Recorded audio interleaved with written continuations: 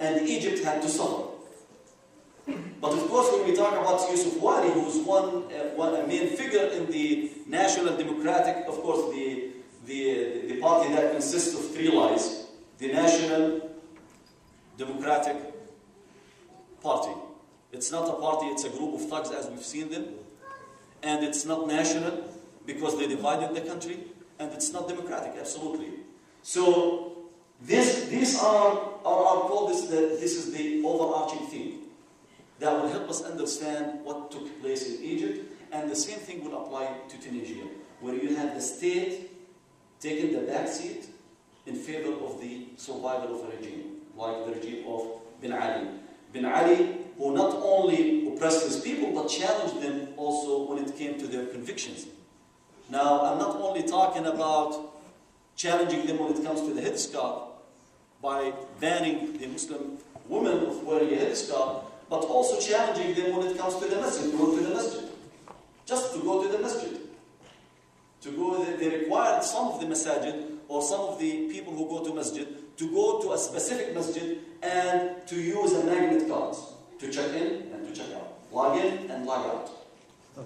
So, you have these regimes doing whatever it takes at the expense of their own states, at the expense of the institutions of the state, at the expense of their own people, oppressing them in every possible way in order for them to survive. We've seen the videotapes that came from Egypt when, police officers were videotaping their victims, torturing them. And I don't want to say what they used to them, that they used to do to them, because you're all aware of what they did of shame. How they humiliated the Egyptian and the Tunisian people and citizens. And of course, when I say this, this is not only exclusive to Egypt, but it applies to every Arab, unfortunately, most of our Arab and Muslim countries, where they torture without, feeling the shame and without doing anything about it. So they thought that 5,000 years of this mentality of preferring stability and security over change and chaos will continue to help them and will continue to maintain the existence and the continuity of the regime. But what they didn't understand, that the boiling will come to a certain point where people cannot take it anymore. And they were expecting that it is the Muslim Brotherhood that might do something about it. They were expecting that maybe the Islamists and the violent organizations might start threatening Egypt, like what happened in Sharm el-Sheikh, like what happened during the 90s. They were expecting that if anything will happen, any threat will come, it will come from an organized group, a specific organized group. But what they didn't calculate right, that it will come from a leaderless youth. A leaderless youth. I will give you an example. When I was about 20, 21 years old, Jordan signed a treaty with Israel in 1994. I was in my third year in the university in Morocco, and I came during summer. It was signed in July. I came during summer to spend it with my family. So there was a call to protest against the treaty because it didn't respect the Jordanian rights and sovereignty. I wanted to go. I still remember my father slapping me, kicking me, beating me, and I was 20 years old. Now, I wasn't like a 10, and we don't have a child abuse there, okay? So I remember my father beating me, literally beating me, because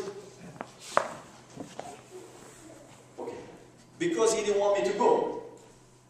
He was terrified that I'll be arrested and the Jordanian security apparatuses will not let me go back to finish my course here and graduate. I remember that I jumped from, we live in a second floor house, and I still remember that I jumped from the window.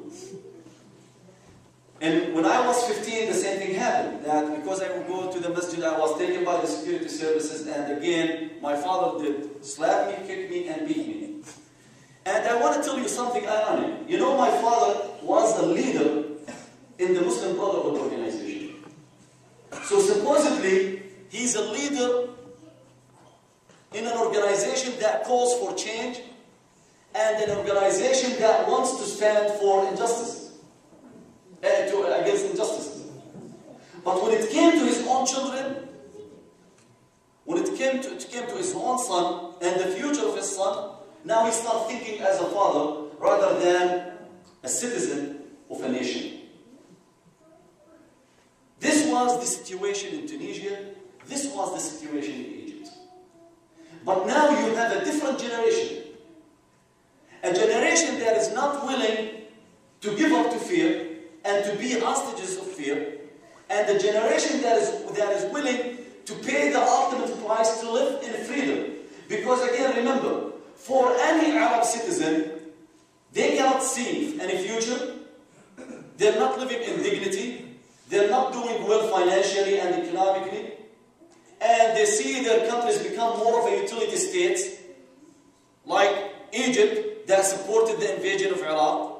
Egypt that is imposing a sanction on the Palestinian in Gaza, 1.5 million people.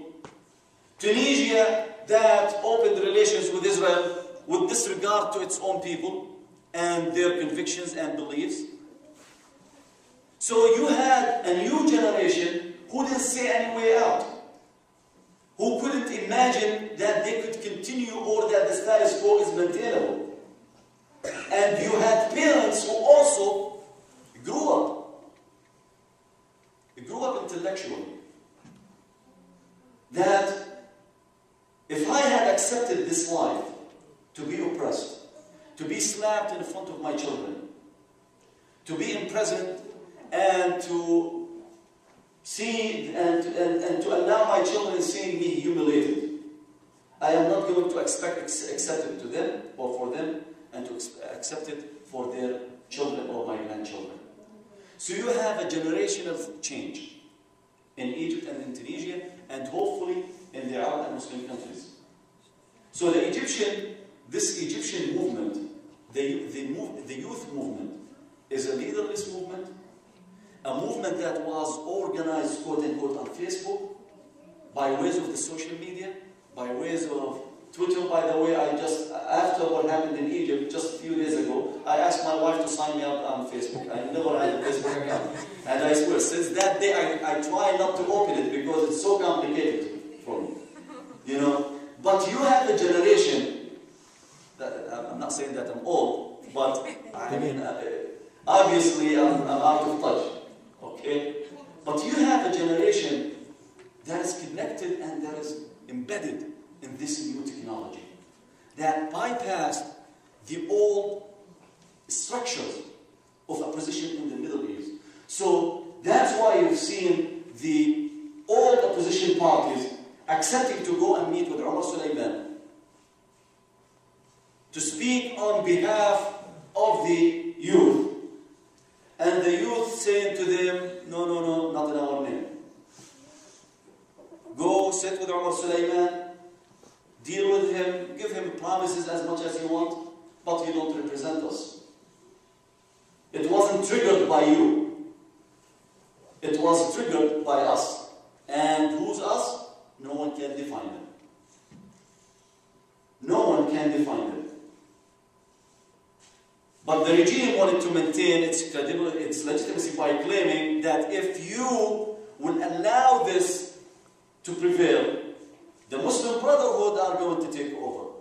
So now they're using the same metaphor to threaten the West, and that Israel's security will be threatened, and the stability of the region will be threatened, and the peace treaty will be in question with Israel. So now they want to threaten the West, but even the United States couldn't do anything about it. And the reason is because, one, the United States came to, first, the United States is stretched thin nowadays, and the United States cannot maintain the old structures. The United States cannot go from one place to another place, establishing a virtual empire that is already exists. But now we came to the point that we cannot continue this. We cannot be all over the place. We cannot continue our interference without hurting our own economy in this country.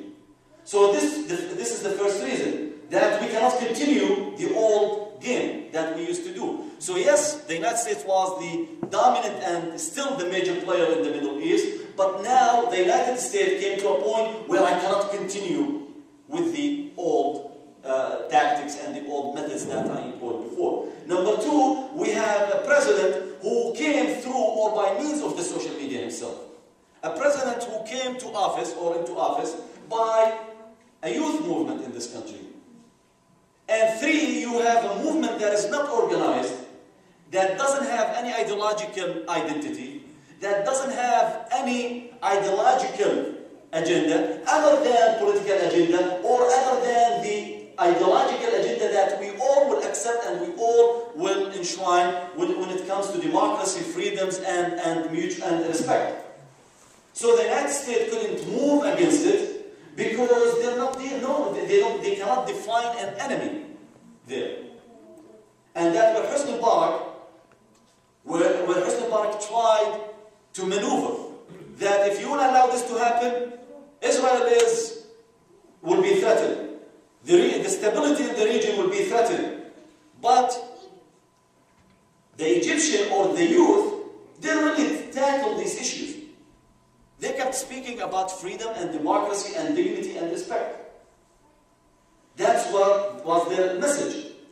And they had another appealing message that you have governed for 30 years and you have led us from one failure to another failure to a third failure to a fourth failure, and you haven't allowed any debate or any national debate to take place, and no one can run against you, and you have impoverished this country, and the country is losing its credibility, its influence, losing its identity as a state, and now you're asking for a few months to fix everything. So even the United States couldn't do anything about it, because they were confused.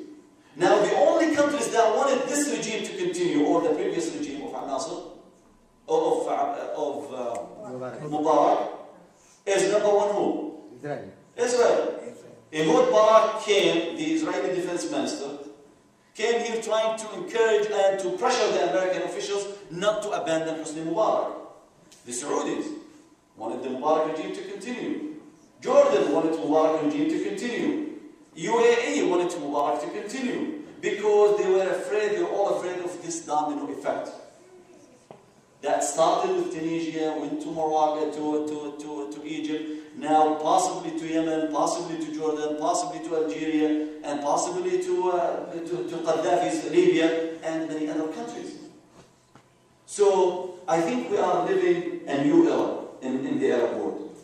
A new era where the people of that part of the world are taking things into their own hands.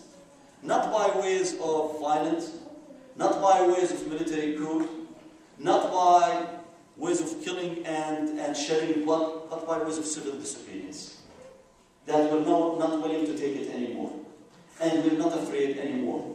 You can kill us, you can torture us, you can deny us of our basic rights, but we would never give you a recognition of your brutality. We would never cede our dignity to you and to your repressive regimes.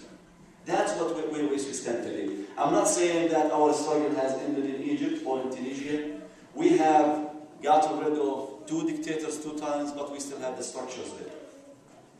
The struggle will continue. I'm not sure if it will be determined at this stage. It could take other stages. But one thing is for sure, that we're not going back. I can't see us going back. I can't see that part of the world going back. And I can't see that we, the Arab and Muslims, can one day speak with pride that we hold passports to nations that we never wanted to recognize or we never wanted to use when we travel. One day, inshallah, Al-Alameen, will be proud to be Arab Muslims, and we should be. And one day, inshallah, Al-Alameen, we will have nations that are dignified and that live with dignity and with respect, inshallah, Al-Alameen. Jazakumullah khair. Assalamu alaikum.